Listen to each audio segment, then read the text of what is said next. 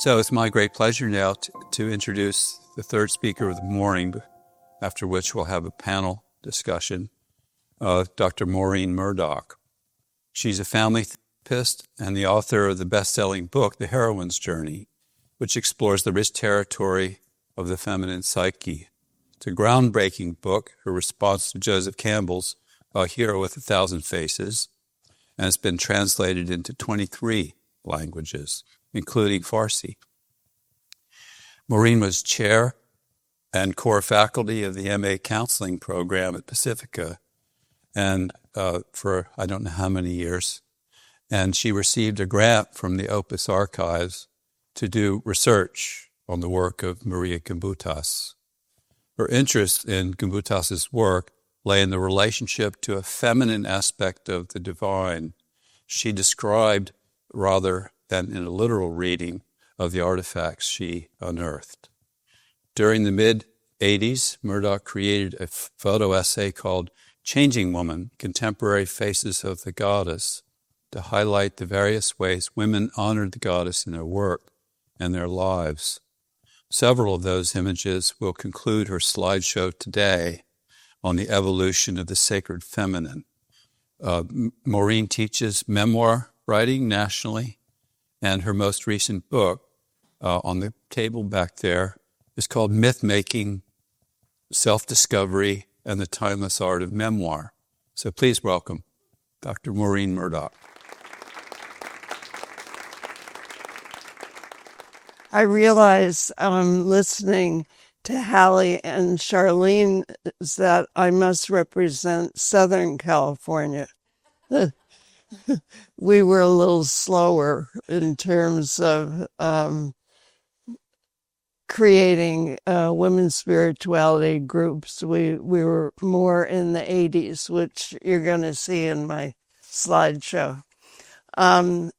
Welcome back to the people on Zoom, and thank you for hanging out with us. I loved seeing the picture of myself that Cheryl took. Thank you. So what I'm going to do is talk a little bit about the evolution of the sacred feminine in images, and I know that tomorrow Mary is going to be doing the same thing, so we're overlapping to some degree. My photo essay, Changing Woman, Contemporary Faces of the Goddess, also features Joan.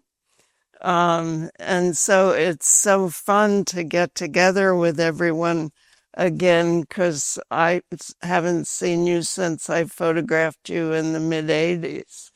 So I really feel like the goddess is being called again. And I really want to thank Lance for calling this gathering together, because I've worked at Pacifica since '98, and we've never had a conference on the goddess. So this is, it's really historic. And I think it's wonderful that a very loving man called us together. So thank you. And thank you, Steve, for supporting it. I'm going to be trying to find my glasses. As archaeologists uncovered ancient cultures based on the life-giving principles of the goddess, women began to reclaim the power and dignity once accorded to them, when the role of woman was to protect human life and the sacredness of nature. Ancient images of strong women offer a model for participation in society and represent a time when one's inner life was as valued and as real as one's interaction with the external world. The goddess movement of the 80s grew out of the women's movement of the 60s and 70s, and like the ecology and peace movements, honors the mother goddess as a breathing, living organism which needs to be protected from humankind's arrogant disregard for both life and the interconnection of the species. Between 1968 and 1980, Maria Gamboudas directed 4 excavations of Neolithic cultures, 7000 BCE to 2000 BCE. Throughout her archaeological discoveries and deciphering of the artifacts, Gamboudas reimagined what might have been a culture that was not afraid of death, but instead honored the divine powers that oversaw death and regeneration. Death was seen as just a transition immediately followed by regeneration.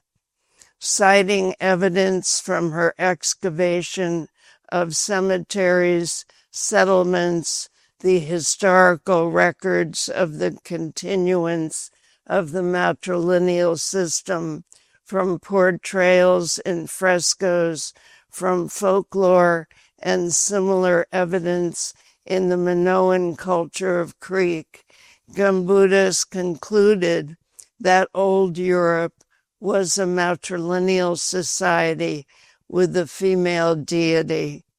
In the tombs she excavated, there was no hierarchy of males over females.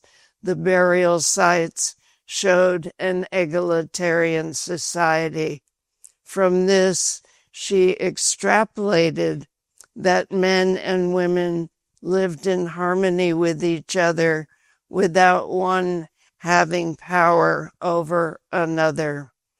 In 1989, Gamboudas' seminal work, The Language of the Goddess, was published by Harper and Row, in which she showed a universe as a living body of the goddess. Maria's publication was celebrated by artists and writers in Los Angeles with an exhibit in Santa Monica entitled Goddess Project LA, a celebration of Maria Gamboudas in 1989. At that time, I was writing The Heroine's Journey, in which I was researching the myth of Demeter, Persephone, and Inanna and Ereshkigal to illustrate how the sacred feminine still lived within our psyches, exemplified by the dreams of the women in my therapy practice. As I read the hymn to Demeter from the late 7th or early 6th century BCE, I realized that the prayer begins in a similar way to the Hail Mary. Quote, Demeter I begin to sing, the fair-tressed, awesome goddess, and then think about Hail Mary, full of grace, blessed art thou among women. So the impulse of the goddess has continued through many, many centuries. I also created a photo essay in the mid-'80s called Changing Woman, Contemporary Faces of the Goddess, because of my interest in the rise of consciousness about the goddess and her presence within contemporary woman. Many women felt called to her, which I think we're experiencing again today. They were drawn to her to understand the complexity of being a woman. I wanted to show what a relationship to a feminine deity meant to so many women who were finding self-affirmation and joy in their lives in relationship to her. As I interviewed women whose work focused on the goddess, I found that she was referred to by many names. The creative source out of which the particular feminine and particular masculine emerge, the mystery from which manifestation comes, the darkness, the womb, the Tao, Mother Earth, the gateway, the loving glue that holds things together, and Mama. Her names from many cultures included Mary, Coatlicue, Inanna, Isis, Bridget, Tara, Oshun, Yemaya, Kali, and the Black Madonna. She evoked images of the sacred circle of women, which we saw this morning, the sensuality of the snake, the web weaving of the spider, the rocking motion of the sea, the universe giving birth, and the cauldron of transformation. The community was coming together to find support, guidance, and collaboration as we named our experience of the goddess. And the following are some of the quotes that came out of my interviews with about 20 women. I start with scholar Joan Sutherland said, quote, "I tend to see the current rise of goddess consciousness in terms of longer historical cycles. When you realize that for 35,000 of the 40,000 years of human history, the goddess has been the preeminent figure. What has happened in the last 5,000 years seems like an aberration. The violence that has been done to women in the overthrow of the goddess and the imposition of the god can never be discounted." Artist Colleen Kelly said, quote, "In the Cherokee tradition, it is said that all things are born of woman, and they talk about great-grandmother space. While on pilgrimage to a sacred place in Arizona," this is Colleen talking, "I had a visionary experience with a very old woman. She came out of the canyon toward me and showed me many things. One of these things was a spirit web that was breaking apart. This web was made of ceremony and offerings that have been done for thousands of years. The message she brought was that women who have been trying to keep these traditions alive are now reaching out in a telepathic way to women and men who are in tune with ceremony to maintain this web of life. Life will be threatened if it is not maintained. And my work is to remember and to tell women to remember." End of quote. Midwife Arisa Karazak, creator of the Vulva dance, said, "I have been dancing the dance of the goddess for the last 22 years. Dance is a way we speak spirit, or that spirit speaks us. The hand gestures I use in the vulva dance are a downward pointing triangle, which symbolizes the yoni, the place of birth, and an upward pointing triangle symbolizing spirit. What are the movements that speak woman, that speak goddess? What is the movement for Aphrodite, for Oshun, for Demeter, for Yemaya? Sociology professor Asoka Bandaraj said, quote, I find inspiration in the aesthetics of goddess imagery because I've always been interested in dance. Dance is a spiritual art. The dance of Kali and Shiva comes out of spirituality. When I was growing up in Sri Lanka, there was a woman in our house who on full moon days would go into trance, let her hair down and dance. When I think back on it, I saw the goddess in her. Women who have always found a way to express themselves, and some have used trance as a culturally approved way to protest.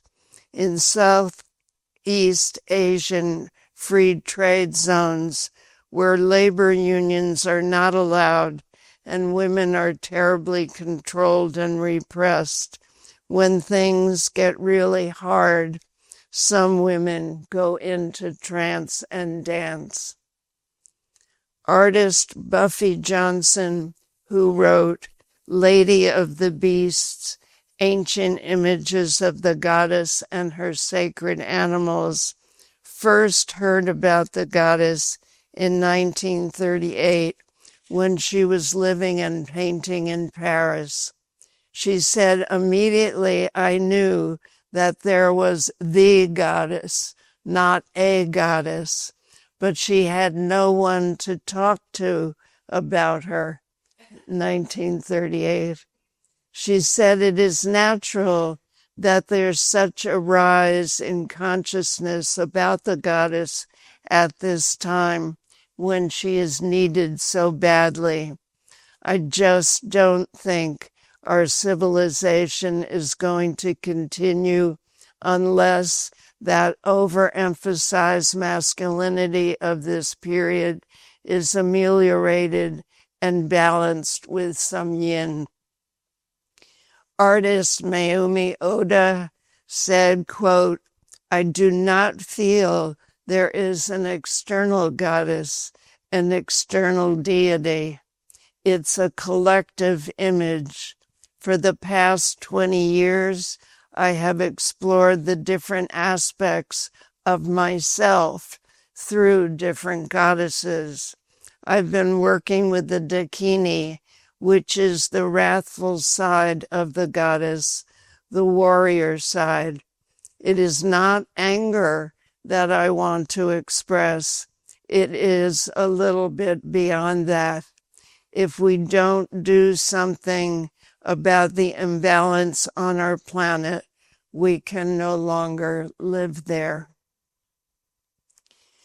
If we believe, as Jung did, that the whole history of the human race is in some ways always alive in the psyche, then we can reclaim images of the sacred feminine. The goddess is an eternal archetype in the human psyche. She has shown herself to us from the earliest times of our civilization in cave paintings and primitive sculpture, in the great mythologies, and she appears in many guises in our present cultures. Whether or not you grew up in a tradition that honored an image of the sacred feminine, as I did with Mary in Catholicism, she is part of our collective consciousness, and you have access to her in your unconscious. Today, we're going to look at different images of the goddess through many cultures, primarily Western, to see what archetypal qualities of the feminine that each represents. These include a pregnant figure holding the moon, an egg-shaped figure, the goddess as bird, the goddess as snake, a grain goddess, a medieval Madonna. You will see images that represent her mothering, nurturing nature, her fierce, protective nature, her sexuality, her ability to transform death into eternal life, her compassion, and her wisdom. As you look at these images, allow yourself to move into the symbols as if they are symbols of a dream, a collective dream over 25,000 years of humankind's desire to make meaning. God the Mother is just as real and as present today as any other human conception of a sacred power that we cannot describe in human terms.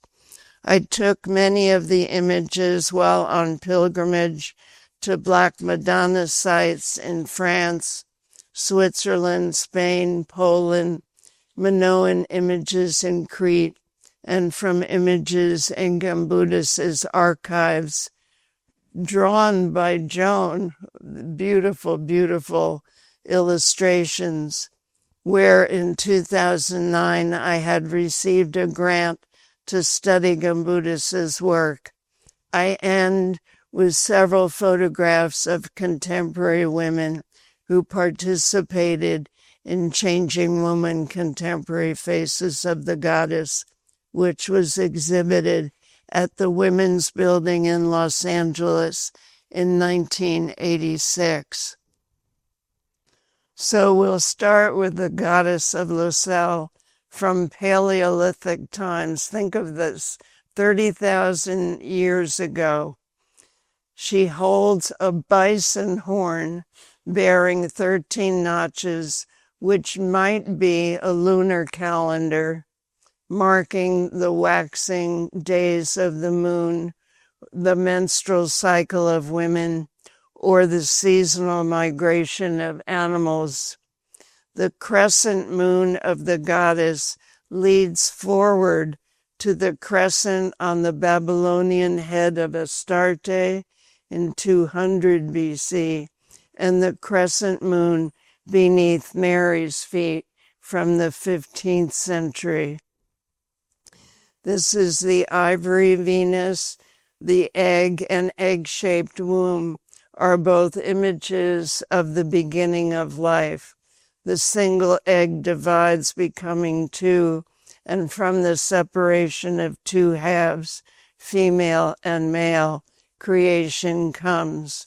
According to Gambudis, she is the creatrix who reproduces out of herself, a parthenogenic goddess, like Mary later. The Venus of Willendorf, who we think was a fertility object. The Neolithic bird goddess, this is 10,000 BCE to 5,500 BCE. Up until this time, and for at least 2 million years, human beings had hunted animals and gathered fruits. But now we learn to cultivate the soil, domesticate and breed animals, weave cloth, and make pots to store food. The bird goddess, as a primordial creatrix, lasts for 25,000 years. This is the Minoan snake goddess from 1500 BCE. And if you come up later, you'll see I brought a statue of the mother snake goddess. The combined motif of goddess and snake belong to the category of lady of the animals. It is the divine feminine who gives birth to animal life, which is then sustained by the sacred milk of her breasts. This Neolithic egg and snake image was the symbol of creation and the beginning of life, and drawn by Joan in the book. I'll let you talk about that instead of me. Buddhists categorize the energies of the goddess in terms of life-giving, death-taking, and regeneration. She identified life-giving goddesses such as bird goddess, snake goddess, and the bull, death-taking goddesses such as the vulture and owl, and symbols such as the tomb, womb, the goddess of transformation such as the egg and the frog. This is a Minoan bull and butterfly. The butterfly was one of the many insectomorphic manifestations of the goddess in whose hands was the magic transformation from death to rebirth.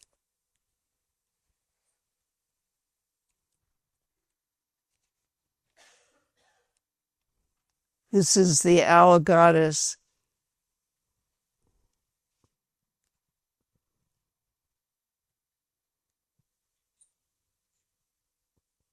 Bird images appeared in both life-giving and death-wielding goddesses, because in the image of death there is already an image of rebirth and life. These are the vulture goddesses. Gambudis wrote the most impressive vulture goddess are those from the wall paintings of Catalhayuk, where they are visualized attacking headless bodies. The appearance of the vulture goddess in the motherly act of gathering the remains of the dead into herself undoubtedly goes back to very ancient times. The tomb entrance with bull's horns.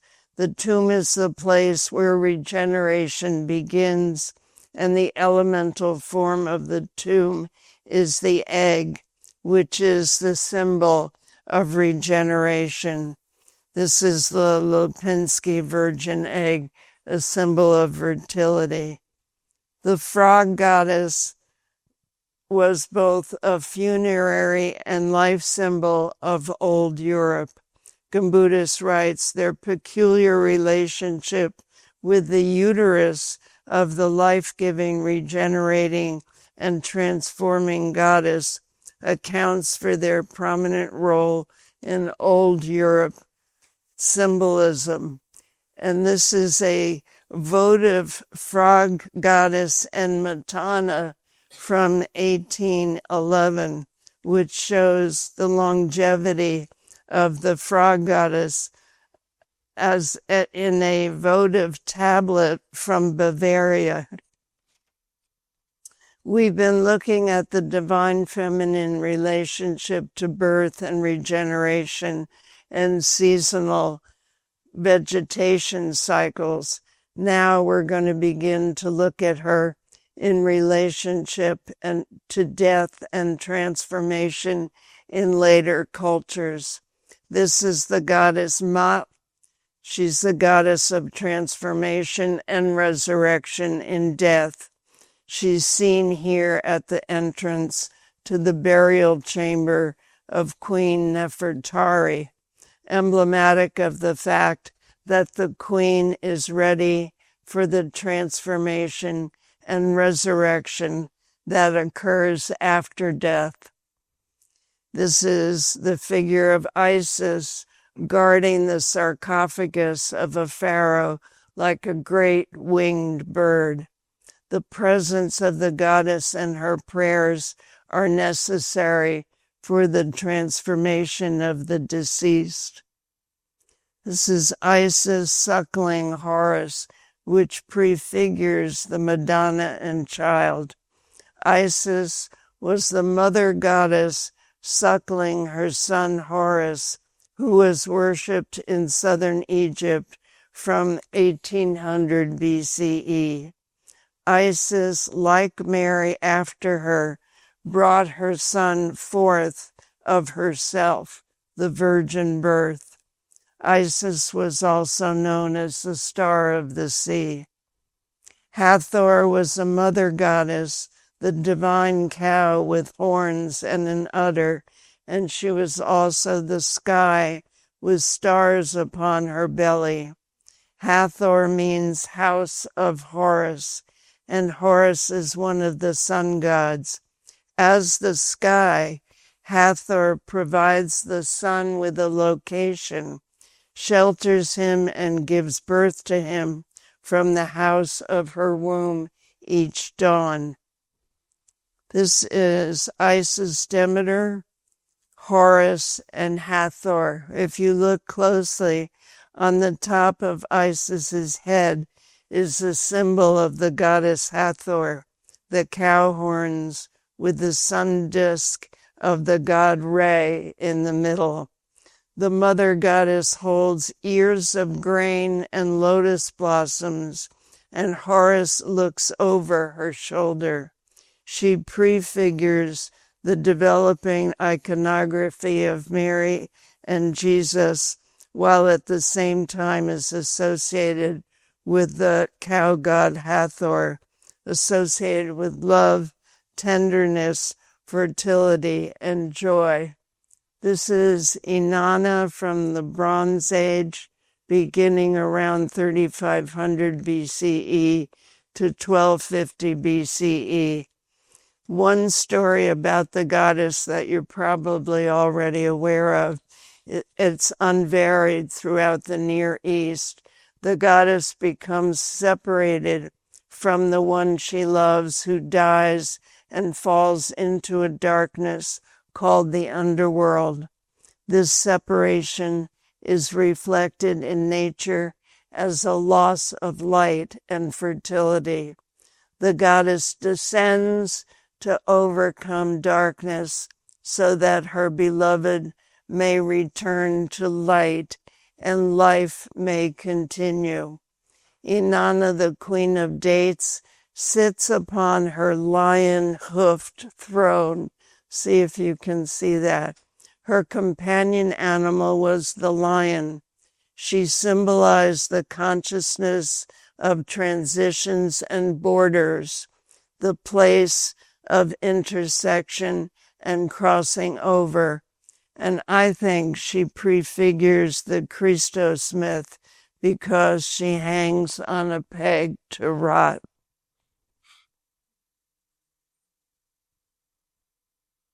This is out of order, but it's Psyche and Eros. This is Demeter and Kor. The Homeric hymn to Demeter was written 6 centuries before the birth of Christ. You probably have heard this, the manuscript of which was discovered in a stable in Moscow in 1777. The hymn celebrates the relationship of Demeter and her daughter Kor, who was abducted into the underworld by Hades. There she was transformed, becoming the queen of the underworld and eventually taking on the name Persephone when she returned to her mother. Hers was an underworld initiation. So here she is with Hades. They're seated as equals. It's a sacred marriage. He's holding poppies. She's holding sheaves of wheat. This image has been called Persephone. It's also been called Demeter, but it's one of them holding sheaves of wheat. She also has serpents around her arms, like the Minoan goddess. This is Babo, She's the goddess who made Demeter laugh. When I first came to Pacifica for my interview in, I guess it was 98, and I was taken into the archives, this was the first image I saw of Bobo. And then when we acquired Campbell's archives, he had Bobo in his living room. And it was just so fun to see that she was a traveling goddess. You probably know that she's the goddess who made Demeter laugh with bawdy jokes. Persephone and Demeter in the Eleusinian mysteries, which began in the mid-6th century BCE and continued after the birth of Christ. The mother-daughter relationship was honored in homage to Demeter and Persephone. Every year, 30,000 initiates made the pilgrimage from the entire Greco-Roman world to Eleusis. They were promised happiness in this life and a blessed lot in the afterlife. In this image, Demeter hands Triptolemus a handful of wheat to give to humans as a symbol of temporal prosperity and the sign of immortality.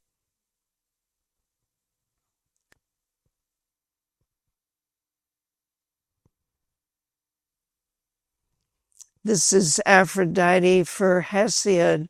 Aphrodite was seen as a creatrix, a life force, the source of all reproductive energy in the universe. In her realm, love is a creative energy that transcends human sexuality. She filled her devotees with love, which generates love, not progeny.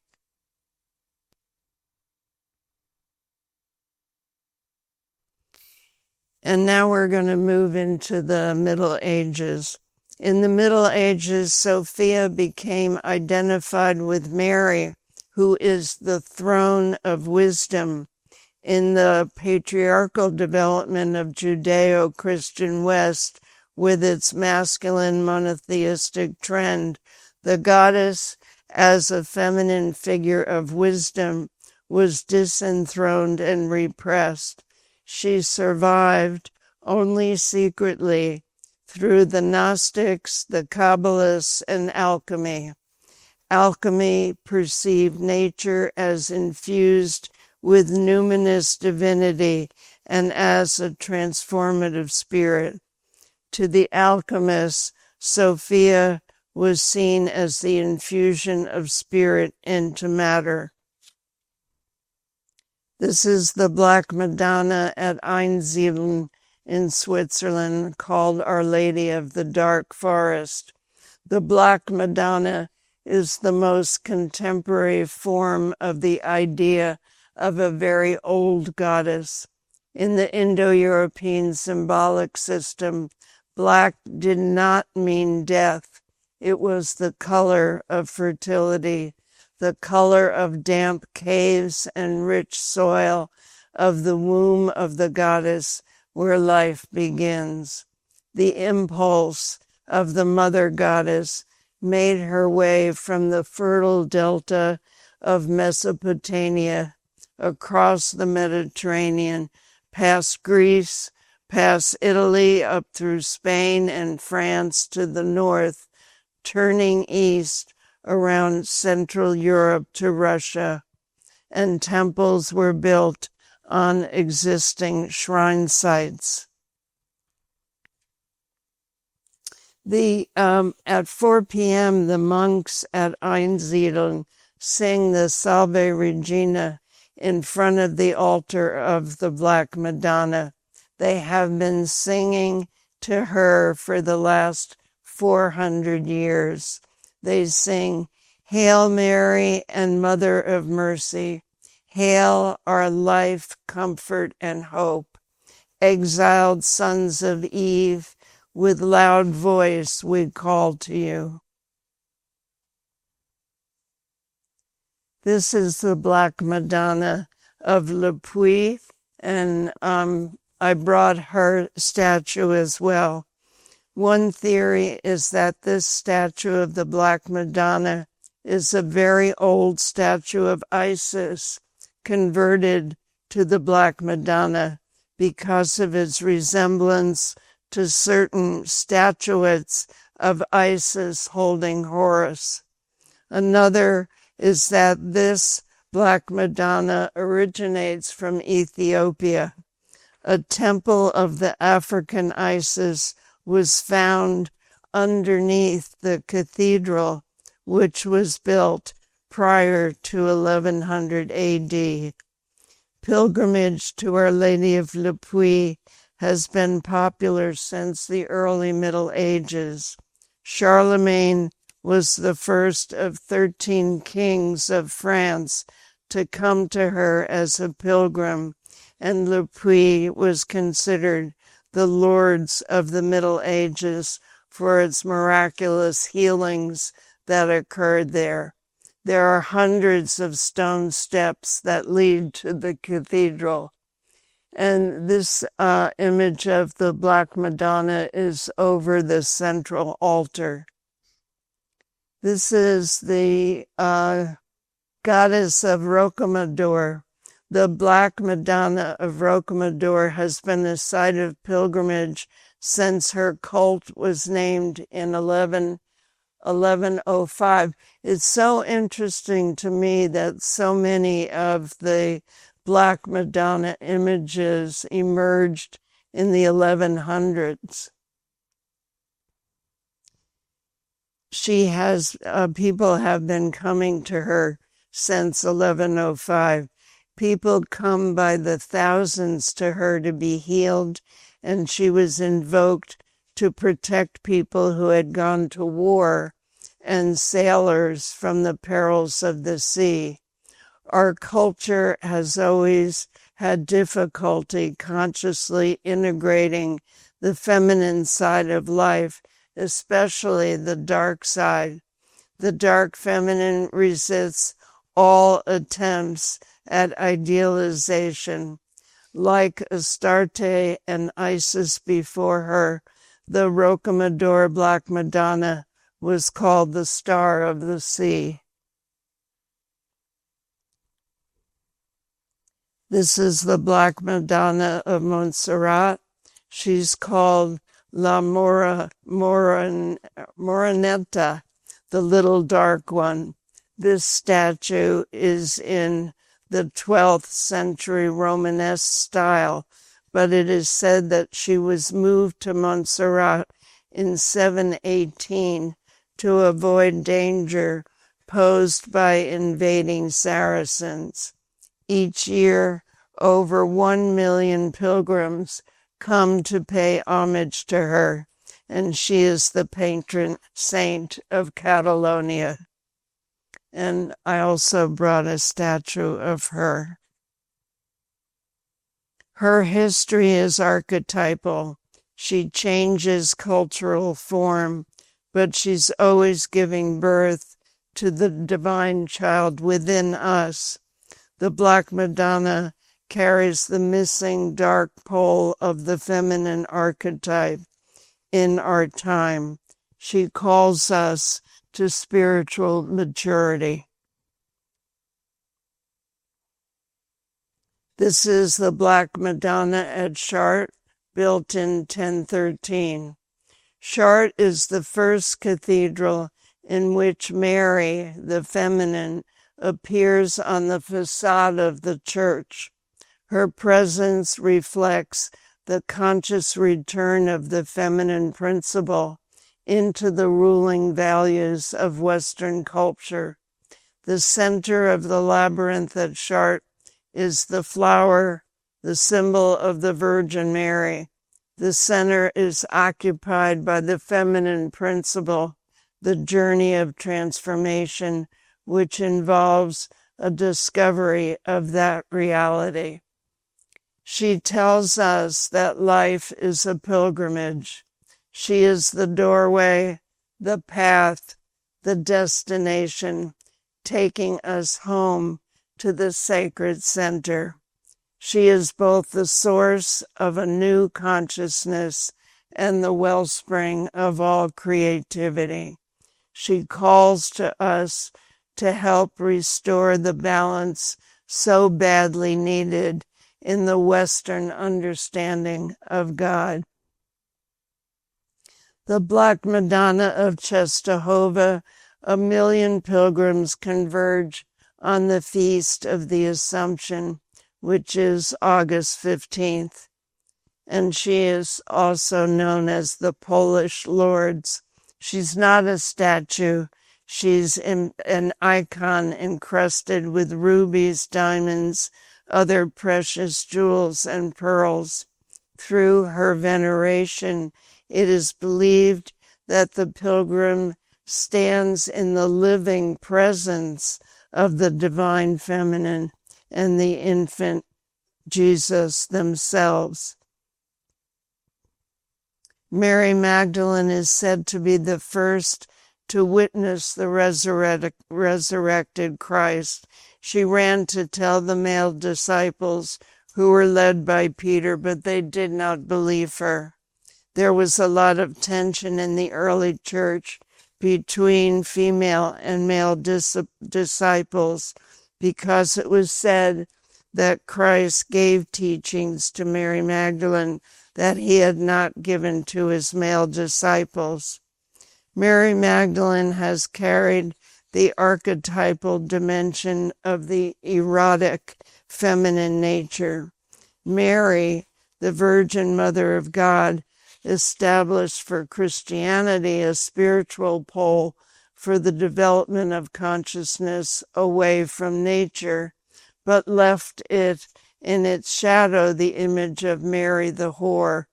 It is now our psychological task at a different stage of culture to recover this apparently darker and more animal side of our nature, the body and sexual desires of the feminine as a positive value. Kali, Mother, this? Yeah, is it 5? Oh, now. Yeah. This means please continue and you have time. But you were. Okay, thank you. I'm going to move on to the Guadalupe. What I wanted you to see, this is some of the women in the Changing Woman contemporary faces of the goddess. This is Colleen Kelly, who painted Quetzalcoatl, who's the feathered serpent creator god, as a woman.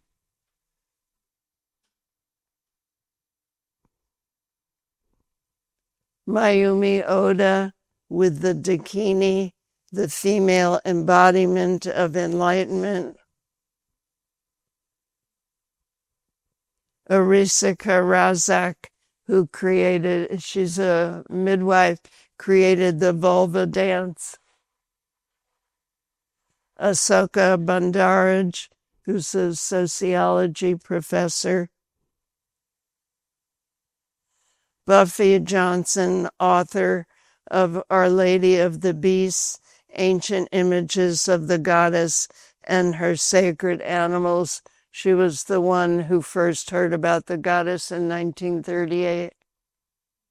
And Vigili, who you've seen before, she's an environmental artist. And we end with Mother Earth. Jung wrote that we are living in what the Greeks called the kairos, the right time for a metamorphosis of the gods. We are witnessing a dawning of the divine feminine as the Black Madonna breaks through to our consciousness.